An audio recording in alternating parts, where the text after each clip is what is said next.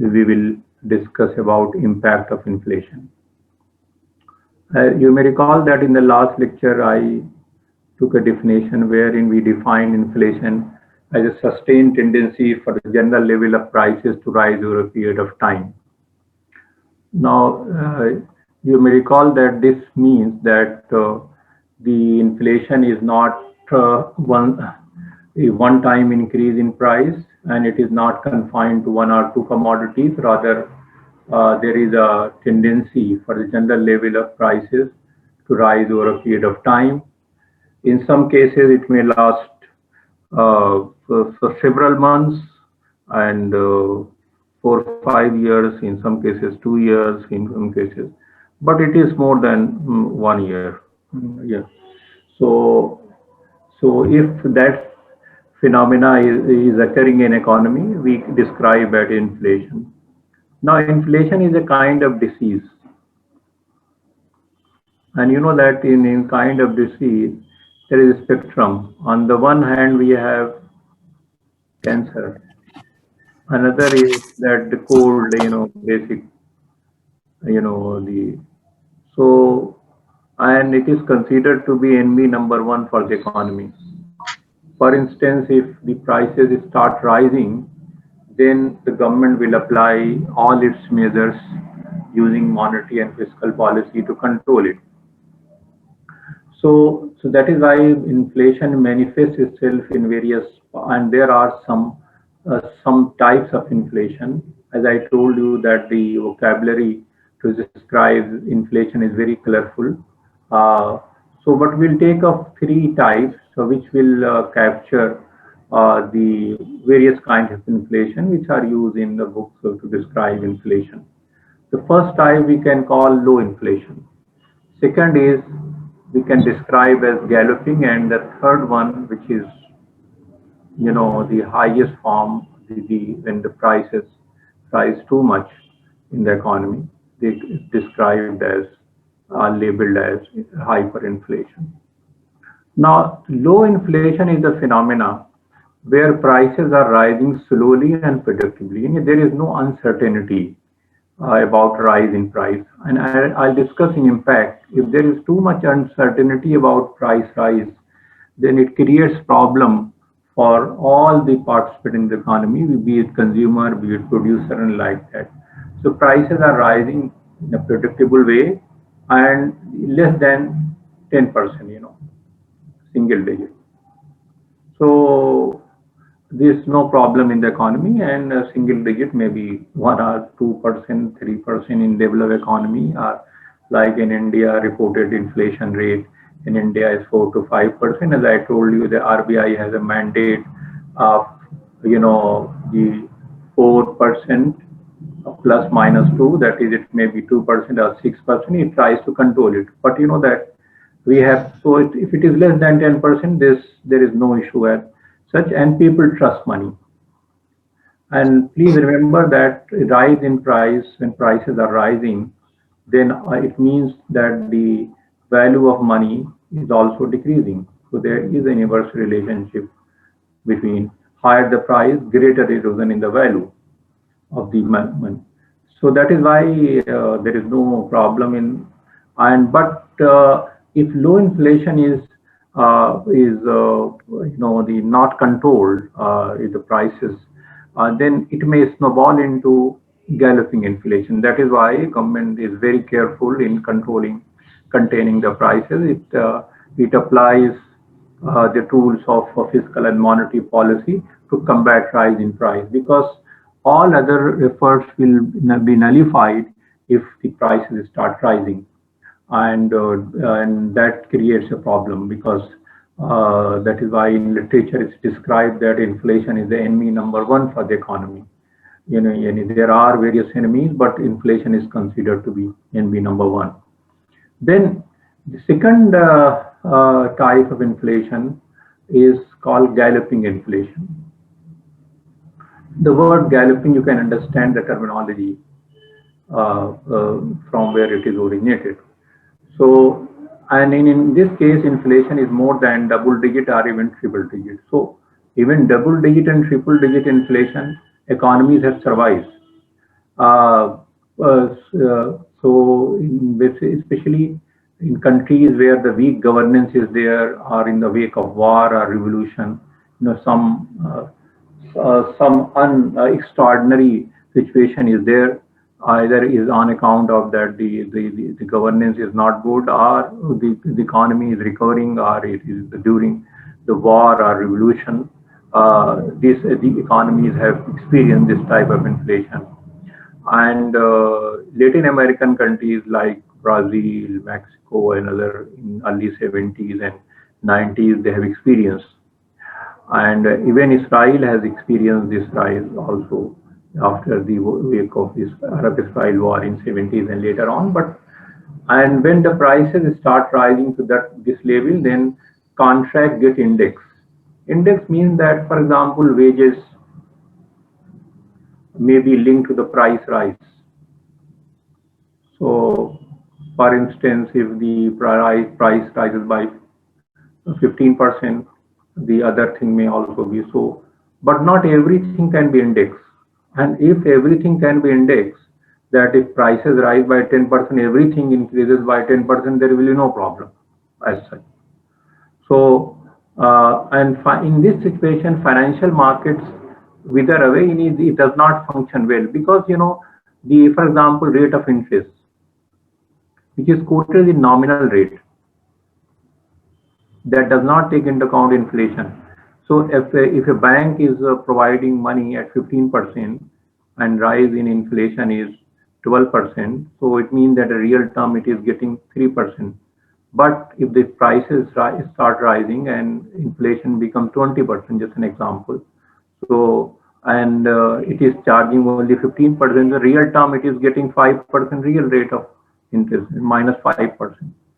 And because these interest rate and other prices, they act as signal for allocation of the funds and the resources in the economy. Therefore, a well-functioning financial market is required. And in wake of rise in price, this function is get affected, and the financial market may not perform as it should perform in normal circumstances.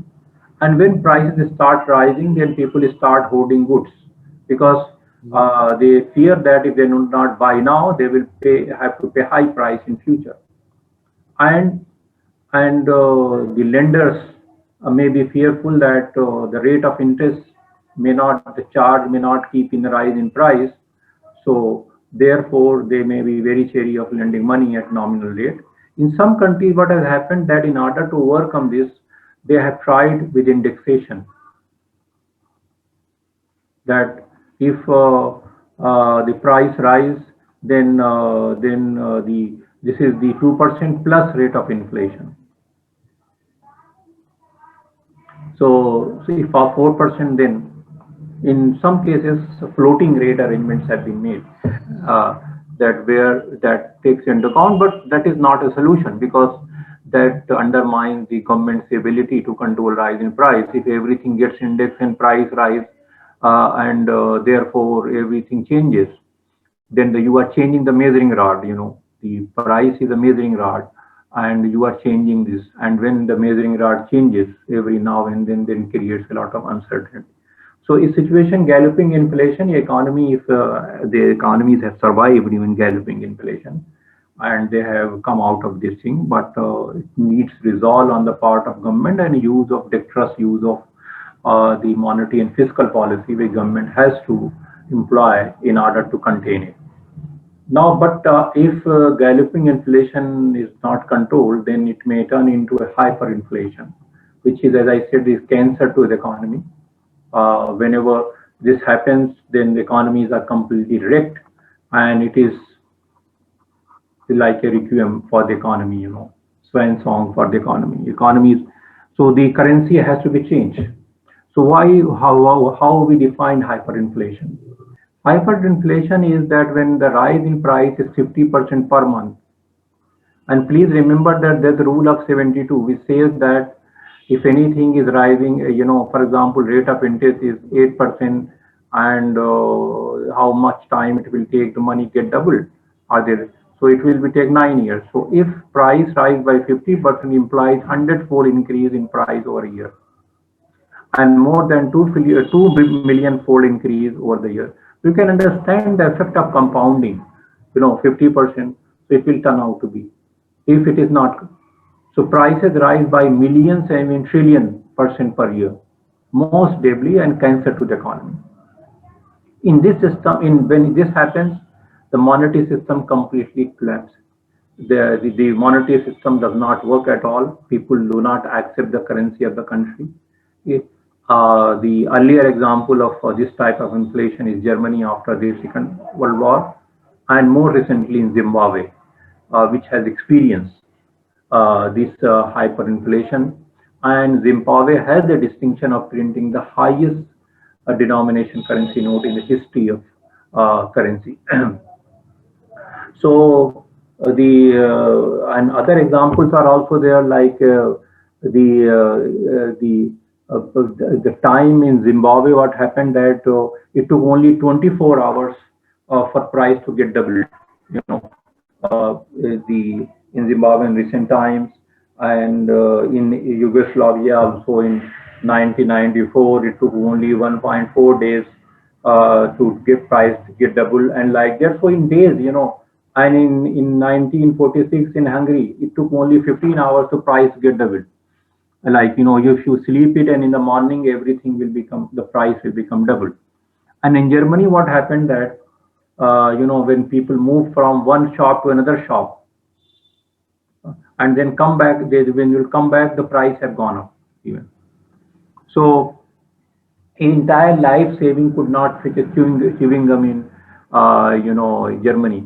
So there was somebody made a remark about hyperinflation in Germany, that there was a time when we used to go in the market with money in our pockets and come back with good in basket. Now we go money in baskets and come back with good in pockets. So we move from one place to another place, one top shop to another bag, and come back and ask the prices have gone up.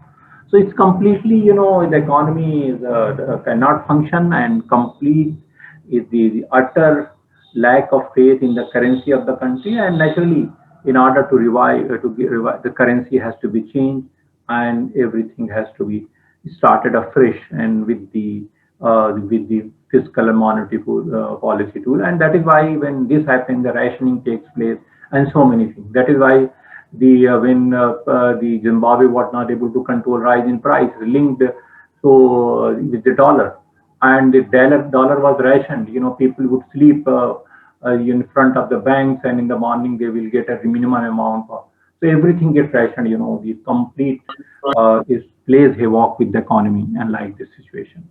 So as I said that, but even in hyperinflation, you can see that the economies like Germany, they have revived. It is not bad, but it needs that the skillful use of and resolve, and the change in circumstances. If it is war torn, it maybe turned a peace has returned to the country, and so many, because the economy and its functioning is not only dependent on the economy, but there are so many political and social factors that affect it.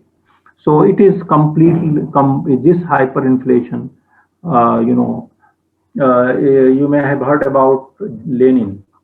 One quote, one saying is attributed to Lenin. Is considered to be an autocrat. It is said about Lenin that he once made a remark that if you want to, undermine the wealth of the rich person, you should tolerate high inflation. When you have high inflation, it will undermine the wealth. So they rob of them, because whatever cash they have or money they have kept, it will be completely eroded. So this is a hyperinflation, and now question is that when prices are rising, then what are the reasons why prices rise? You may recall that our earlier discussion about demand and supply, that the price is determined by the forces of demand and supply. Demand and supply affect the price. If demand is greater than then the price will go up, and otherwise. So at the macroeconomic level, when we are talking about demand, we are talking about the total demand in the economy, irrespective of micro level demand like demand for car, demand for the writing pad, demand for laptop or other things like that. Total demand in the economy is made of consumption demand, investment by the businesses, government expenditure, export and minus import, demand by the foreigners for our good, and import demand, demand for the foreign good by the native country. So total demand in the economy may be that the prices are rising. The total demand in the economy is greater than the total supply, and therefore the general level of prices, that is the general level of prices, which is measured by index, goes up. So, and that is why whenever the prices are rising, if it is demand, so government may use methods like fiscal and monetary policy to contain. Uh, like some definition of inflation, they state that too much demand chasing too few goods, even describe the phenomenon. The other factor which may affect demand, I'll come back to this point later while talking about the measures, is may be generated from the supply side, what we call cost push, or because in the behind the supply there are various cost factors, maybe the demand for raw material, demand for the component, demand the wages and salaries which are paid, so all this. So it may be because that there are supply shocks and that may increase the price. So the cost may have gone up, and because of that, it is passed on to increase in price. And in the past, the one of the major reason why the prices have gone up is that the compensation and wages paid to the workers may have gone up, and when they add to the cost, then the companies can pass on the increase in price, or the raw material cost may have gone up, and the component, and because of that, the price may go up. What happened that the world mostly experienced before 1973 inflation, which was demand pull, that operated from the demand side. But in the wake of Arab-Israel war of 1973, which where the Arab countries imposed embargo on the export of oil, so oil price shock created, a supply side shock, and as you understand that if the cost of the oil increases, there is a cascading effect, transportation costs and so on and so forth may increase, and on account of that, it may lead to a snowball effect, chain effect in the economy. So the world, that demand pull inflation is easy to contain, whereas if it is from supply side, it is somewhat difficult to contain. And one of the factors in controlling inflation is to understand what is the genesis, what is the origin of inflation, what are the factors. So sometimes it is very difficult to identify what is the origin of rise in price. Is often mixed. What happened that in India, the prices were rising by 14-15%, and RBI was using monetary policy to reduce supply of money. Now, the problem was that most of this inflation in India was mostly on account of food and other, which RBI cannot control, the rise in price, because this supply chain network, like better cold storage and so on and so forth, has got a, unless you augment those factors, unless which can augment supply, RBI's policy was proving to be ineffective. So sometime it may start with the demand pull and then it may originate into, so it is very difficult to, that is why diagnosis of the problem is very important. And therefore, sometimes monetary and fiscal policy may prove to be ineffective, as we have witnessed in India. And sometimes there is no shortage, neither there is a demand increase, but some expectation of people may lead to increase in price. Like there is something which we call self-fulfilling prophecy. If you start something about something, it may happen. For example, if you have a hard look at the wall, you may find that there is somebody there. If you look at the cloud, you may think that there is somebody there. Or you start thinking, well, that may happen. So expectations may also play important very role. And that is why in the anchoring expectation also a very important aspect. Like if there is a shortage, for example, oxygen concentrators have been hoarded, let us say. If the government announces the liberal policy and other thing in the market, they think that when imports come, then they will not be able to sell at high price like that. So sometimes it is said that we have to anchor expectation that government's policy announcement even is sufficient. If there is no supplies, even if you run an empty truck and just make announcement that supplies have arrived, then it may bring back the goods which have been hoarded in the market. An artificial scarcity has been created. So management of expectation is it, and people form an expectation about how serious is the government about containing prices, and therefore they incorporate in their behavior. If they think that government is not able to control prices, they expect their price will go up. So therefore they may hoard it.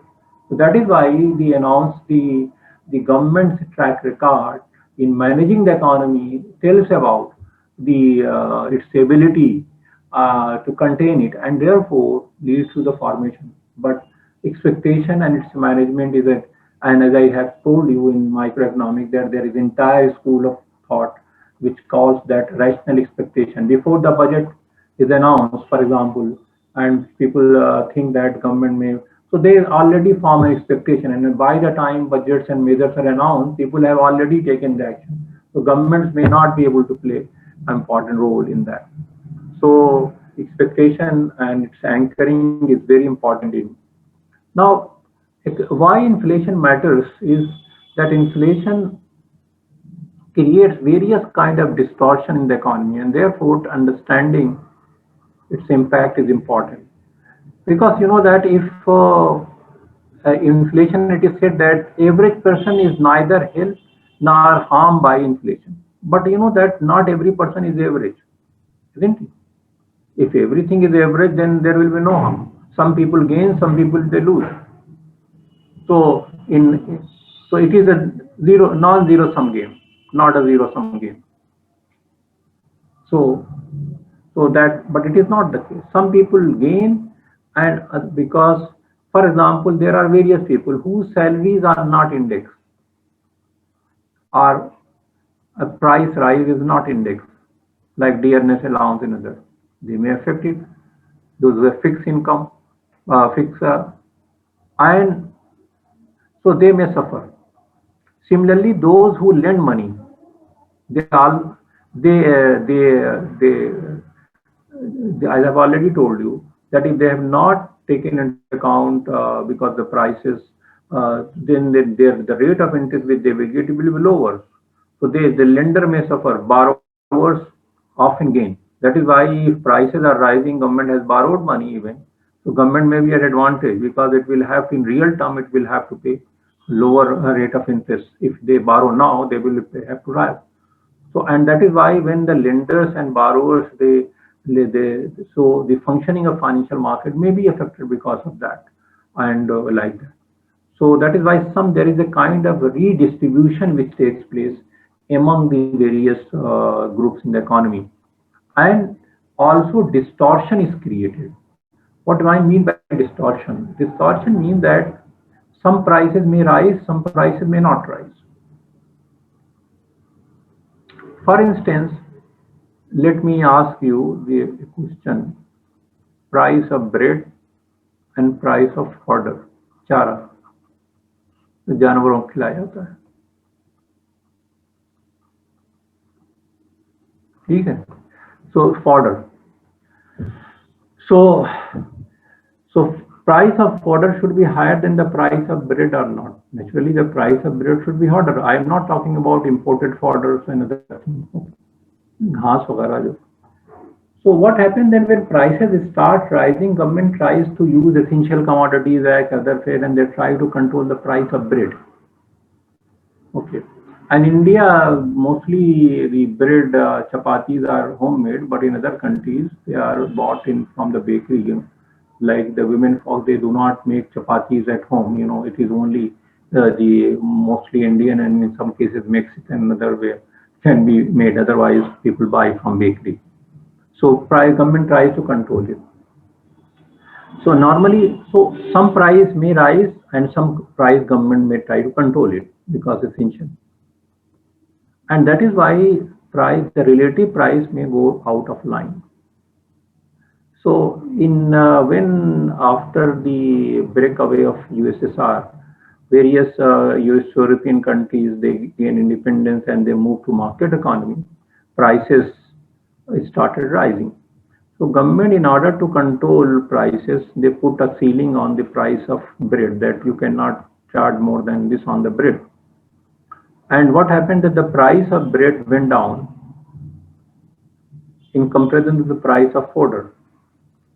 So what it was a common scene that people started feeding their pets with the bread because the fodder price went out of line. So people are rational. It was very common scene that we will see that people will feed them because price. So that is why there was a caption.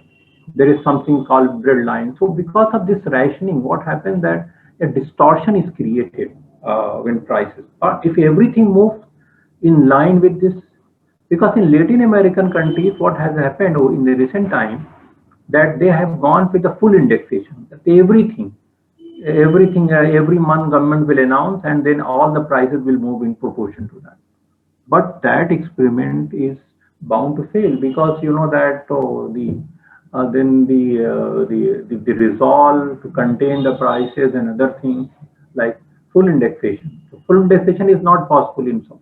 That is why the inflation which is measured by the government is not reflective of the cost of living, actual cost of living. So it is only an indicator and it is a measure and always the measures. So that is why distortion is created in the. And I told you in the beginning that the prices are start rising if it is not controlled, then what may happen? That uncertainty. And you know that uncertain situation is that when you cannot predict about and the economic decisions like especially for example businesses they have to decide about setting up a new plant or expanding their capacity and so on and so forth, but they are not certain when the prices are rising they cannot take decision with certainty. And because of that, I'm not saying that the economic decisions are can be taken under full certainty. There will be uncertainty, but you know that the if it is under risk and the moment it moves under uncertainty, risk is always there. A business venture may fail because you are always planning for the future. So that is why that also creates a problem for the businesses for setting up new facilities, for expansion, for economic decisions. And moreover, another one group of person thrives in this kind of situation, which are speculators. Uh, you know, for example, hoarding may take place and other thing may happen in the economy, which may not be good for the. So this class may speculation also plays important role, but to some extent. But you know that the this leads to rampant speculation in the economy and artificial shortages and despite. And you can see that in recent time, the government when the essential goods are needed, that how they are hoarded and sold off and like that, so you can understand it. Not exactly that we are not facing a situation of that high rise in price, but even in that the so you can understand that when prices are rising and that kind of situation government try to contain it, then what may happen? So that is why the macroeconomic consequences are also very severe, and that is why whenever prices start rising, then government tries to control it and combat it, and before it becomes problematic. Now, what are the anti-inflationary policy which government? I have already discussed with you monetary and fiscal policy, which government has used by RBI to control supply of money, making the borrowing and costlier is reduced. Similarly, government can cut down expenditure and increase taxes so that the demand, the food they can be. So by using fiscal monetary policy, government can contain. And this aspect I've also told you that even if they prove to government has to manage it, government has through announcement, through measures and other things, so that it's not that the expectation does not run away. It's not runaway type. That is the freewheeling expectation that feeds into further rising. It may fuel further. And supply side inflation is very difficult to contain by, as I've already told you, in the context of India, food and other. If you use monetary policy, RBI was using very tight monetary policy, but not able to contain it because its origin lies in supply side. Unless that aspect is improved, the food and other the cost of the seasonal variations may affect it. And you know that there a study earlier in 1950s it conducted where it was tried to find it was attempted to find out what is the relationship between inflation and GDP growth in out. It was found that if you are able to tolerate high inflation, then economies can have high GDP. There is a trade-off, inflation and output. But in recent time, what has happened that this was called a Phillips curve. I will not go into the detail of the. Now, what has happened that prices are rising, but the output is decreasing. Any kind of situation which is called stagflation. Stagflation means the economies, the outputs are rising and prices are rising. So this kind of there is no trade-off as such. We have witnessed in recent time, want to have high growth, you should tolerate some level of high inflation, like Chinese economy. The Chinese economy, because they found it that if they have 10%, 12% rate growth rate, then it is bound to result in rise in price. So these are some of the aspects of containing inflation. And lastly, I would like to tell you, sometime we come across a terminology, core inflation. What happened that when measuring inflation, there are some items like food and fuel. They are very, seasonal. Variation is there. So there is a gyration in price and fuel also. So sometimes they are excluded. And they say that after excluding the price of what is the rate of inflation, because they may be subject to seasonal variation. So just to understand that how much the transitionary changes in because of seasonal variation may affect it. Okay. So these are some of the issues, some of the aspect of inflation. We just wanted to share it with you. And if you have any questions, you can ask.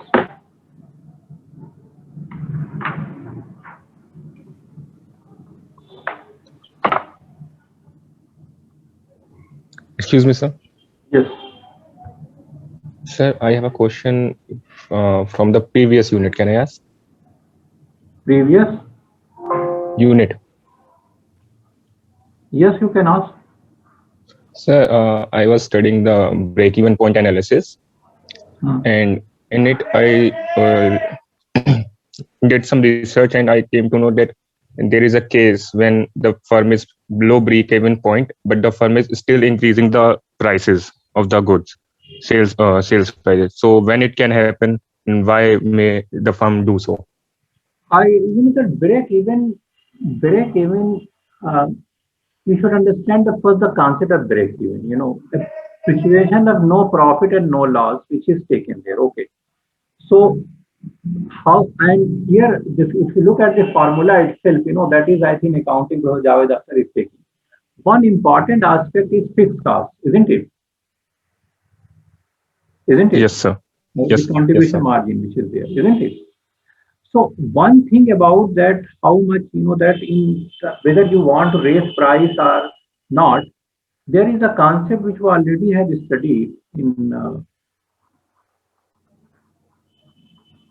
the first unit itself is elasticity concept. Okay, and in price of anything, cost is and other thing are there. That is a microeconomics. Okay? Now, how much you can pass on this rise in price in terms of increase? Because there is elasticity concept, isn't it? That if you increase price, how much demand will go down? And this again depends upon the market structure, which Dr. Tariq Aziz may have taken, where you are operating. Whether you are operating in a condition where there are no competitor, where you are whether you are working in the where the oligopoly, few competitors are there, or you are working in a situation where a very large number of resemblance of perfect competition is there. So if you increase, so there are so many factors which may affect that. So whether you can go the how much you should sell it to have a break even and like this kind of situation, that is. But the aspect is to how can we increase the price, which is the depends upon the market fact, the structure where you are operating in. That you do not a firm does not operate in vacuum. So if a dominant firm is there, and how your competitors will react to that. For example, if you oligopoly, if your competitors is there are there, if you increase price, they may react it. If you they may not react. Okay, but if you decrease price, for example, they may follow it. Tit for tat. Uh, so those situations, so one has to analyze case by case. It cannot be have a generic idea about that. The how much, for example, where fixed cost is there, how can you reduce the fixed cost? And you can, for example, one can go for outsourcing some of the items like that, or some item will be there. So many things are there. It's not a simply a formula. Behind the formula, there is a lot of factors which are involved. Okay, sir. That was the thing I was asking, that if a firm is increasing the prices, but it is while calculating the break-even point, it is still below the break-even point. So what may be the reason that firm is doing so?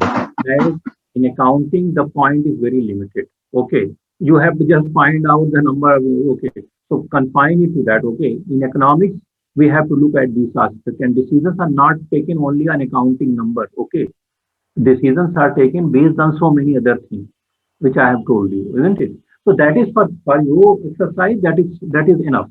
That is a mechanical thing which you have to carry out. Okay, sir.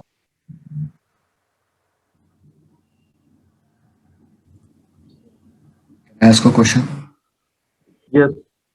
Sir, I came across a term, modern monetary theory, that says that if the government is increasing its spending, that then there is no inflation. Like earlier, they used to believe that if the government has increased its spending, then there will be inflation. But according to modern monetary theory, they are saying that there will be no inflation. So is it right, or means no, is it actually possible?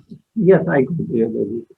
The point is debatable. That, for example, if you look at the fiscal policy, which is the use of some budget government. Okay, if for example, if government is spending, isn't it? That is government expenditure. Use of taxes and expenditure. Government is spending. Let us say employment guarantee schemes, and okay. Now, if government is has got surplus, is not borrowing, So what has happened that over the year, monetary policy in India and elsewhere is used to accommodate fiscal policy. For example, borrowing is there. If government is not able to raise money, then the RBI comes in the picture. And if too much currency, too much monetized deficit is there, it may. But in given situation like this, what you are saying is correct. It is that you have to you have to do not have to think about rise in price. Rather, you have to revive the demand, put money in that, because the other aspects get priority, isn't it? So that is maybe. But it is to say that it will not increase in price if there is excess capacity in the economy and like that.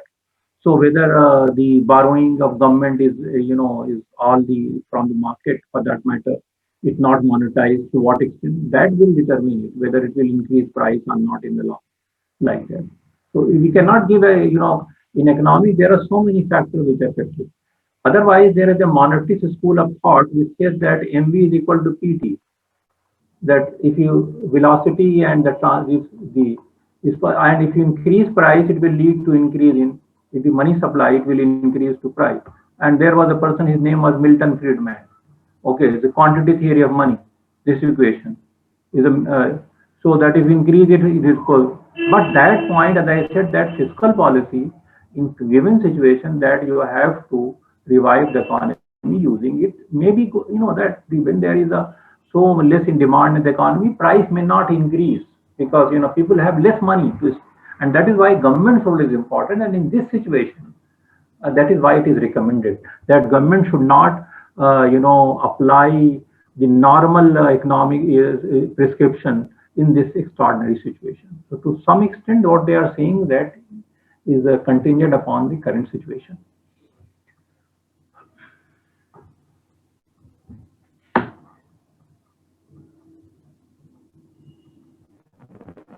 So if do not have any further question, I will close and will continue with the some other aspect of the macroeconomic policies and the aspects in my next lecture. Any further question before I close?